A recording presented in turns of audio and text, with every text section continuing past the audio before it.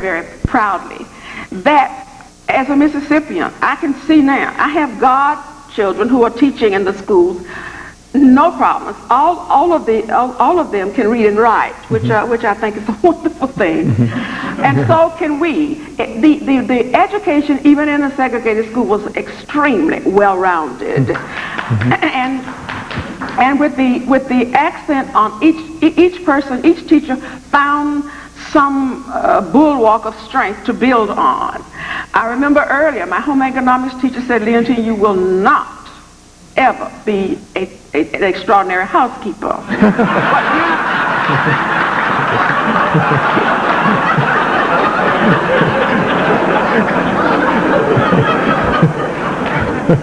Her name was Mrs. Nave. She reminded me, she said, but the way we felt when you played for church this morning, someday I believe I'm going to sit in a big hall and I'm going to hear you play the piano. Because at that time, everyone thought I was, well, my mother, who always thought my brother and I would, you know, as a matter of fact, people used to close the windows because they said, here comes Kate, she's going to brag about these kids.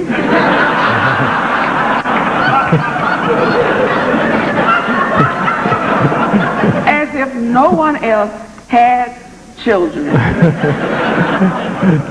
It was, I can't remember anything dark about our, you know, childhood. My father, I think, probably went to the 8th grade, if that. But he was the best carpenter. He could fix any electrical appliance. And my mother was champion midwife of Jones County. Both of them, my mother attended a college which is very dear to my heart, not as a college graduate or a college student, but it was the Rust College in Holly Springs, Mississippi, is the first school that started teaching the freed slaves to read and write in my state. And I'm happy to say, with these 2 vocal cords, been able to help to build a Leontyne Price library there. Wow, which is wonderful. Well, you eventually went to college in Wilberforce College in Ohio, right? I did. Yeah. When I went there, it was called Wilberforce. It was changed during my sophomore year to Central State College University in near Xenia, Ohio. Yes. And I remember you told me again in another interview that you decided to be safe, so you took a degree in music education. Actually, that was the only thing that you could do, because you see, at the time that I graduated from high school, my brother, who much to his distress is younger than I am,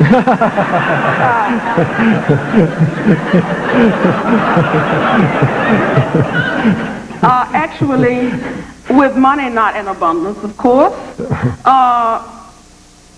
the decision had to be made. Not too many young people, after they graduated from high school, went on to higher education. It was not only too expensive, but you were either married or you did teach. My mother and father wanted us to go farther. The sacrifice was they had a house. That's what they owned. That wonderful house that my brother and I still visit at least once a year is the homestead. Now you mortgage that, or you take in other jobs, and somehow, with this focus on their kids being even better than they were in Laurel, Mississippi, that sacrifice was augmented, particularly in my case at least, by a family in Laurel that were most interested as well in my pursuing an advanced career in music after I graduated from high school, because for extra funds I would sing and play when they had parties. And one of my lasting friendships of my whole life speaking of not accenting on segregation, all of that, is one of their daughters. And we were friends all our lives. This led to my singing, I would say, at the Camp Shelby, which was very near us in near Laurel. They offered, but to their credit, they asked permission to my parents.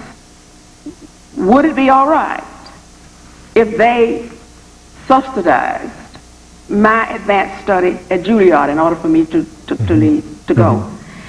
The main thing about that is that they asked my father and mother if it was all right. That was an interesting thing because it was the year that my brother was to go into college, and you know those funds were really very limited. So I went to Juilliard. Could you tell us about... Am I ahead of myself? No, that's fine. But Yes. I want you to tell us about the arriving in New York, because you had never been here before. I was about to, yes. Okay. So you're ahead of me. No, I told you that once before. Right, yeah. It's sort of a funny story. Yeah. My mother and they were very delighted that I was, going on further and this and the other in my chosen field. My father, who never even, when he was at the opening of the Metropolitan in 1966 or to any of those performances, ever understood a thing about opera, and used to ask me, what?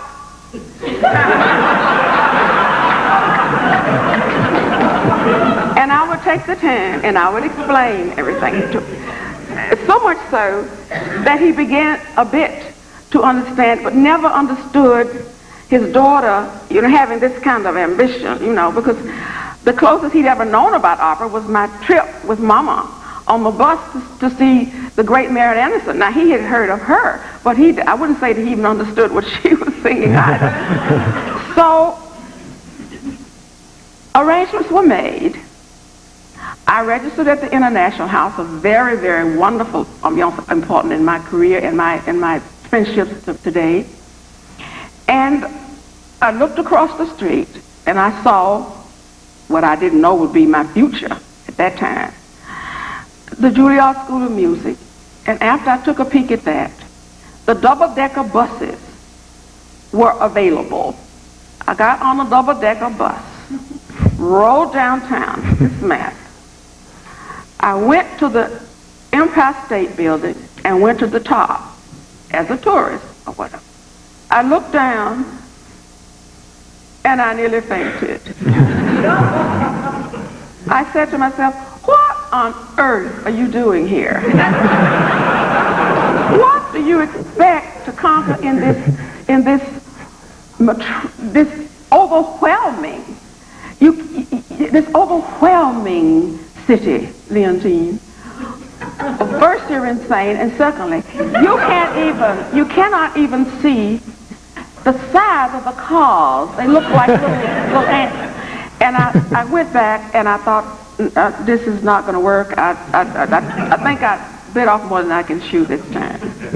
And I called my mother, because in actual matter of fact, we had one of the few phones in the neighborhood, so it was, always available to all of us. And I called, I said, Mama, I don't think this is going to work. I've been so overwhelmed. I went to the tallest building in the world, and I'm shivering with fright. And she said, get over it.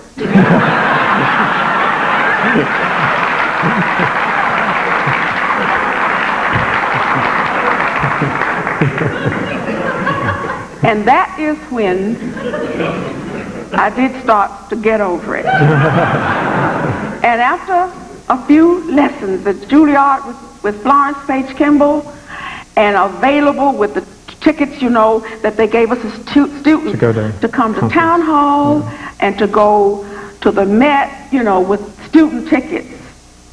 I began to be what is typically a soprano, arrogant, more self-sufficient. And I remember the time that my darling Miss Kimball had the first areas where I was beginning to sort of bloom, shall we say. And I worked behind the International House desk for information, you know, for part of my tuition there. And in the library, I could hear all of the magnificent classical music that I didn't even understand. It was so, except that in the times that I was doing the cleaning, when I was working part-time at the Chisholms, they made available to me their recording machine, and that is the first time I ever heard opera on a recording machine.